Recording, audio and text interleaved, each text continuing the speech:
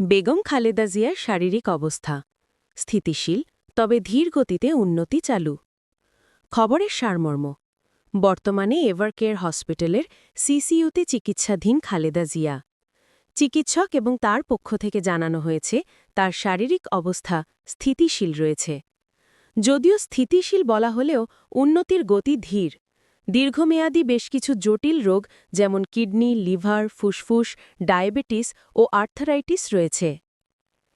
বিদেশে নেওয়ার পরিকল্পনা ছিল, কিন্তু মেডিকেল বোর্ড সিদ্ধান্ত দিয়েছে আপাতত ভারতে নয়, ঢাকায় চিকিৎসা চালানো হবে। কারণ তিনি এই মুহূর্তে বিদেশে যাত্রার মতো পার্থিক বা স্বাস্থ্যগতভাবে উপযুক্ত নন। খালেদার পরিবার ও চিকিৎসকেরা সার্বক্ষণিক তদারকে আছেন।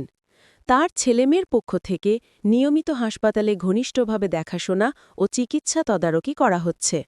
বিশ্লেষণ ও প্রেক্ষাপট ৮০ বছর বয়সী খালেদা জিয়া বহুবার সিরিয়াস রোগে ভুগেছেন। নতুন এই চিকিৎসাবস্থায় বহু রোগ একসাথে, যার ফলে চিকিৎসা বেশ জটিল। বিদেশে উন্নত চিকিৎসা নেওয়ার বিষয়টি আগেই আলোচিত হয়েছিল, তবে মেডিকেল বোর্ড সুনির্দিষ্টভাবে জানিয়েছেন যে যদি শরীর সাড়া দেয় তখন, অর্থাৎ ধাপে ধাপে উন্নতি না হলে এমন যাত্রা ঝুঁকিপূর্ণ। এই অবস্থায় চিকিৎসা তদারকিতে বিদেশি বিশেষজ্ঞ দল ও দেশি চিকিৎসকেরা একসঙ্গে কাজ করছেন। রোগীদের ক্ষেত্রে এই সমন্বিত চিকিৎসা প্রক্রিয়া যত্ন সহকারে চালানো হচ্ছে। এমনকি আশা ও দুশ্চিন্তার দিক। আশার দিক, স্থিতিশীল অবস্থায় থাকাটাই ইতিমধ্যেই ভালো, নতুন করে অবনতি হয়নি।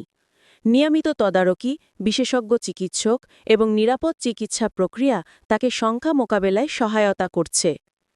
দুশ্চিন্তার দিক, একাধিক রোগ একসাথে থাকা এবং বয়সজনিত জটিলতা চিকিৎসা প্রক্রিয়াকে ধীর গতিতে রাখছে।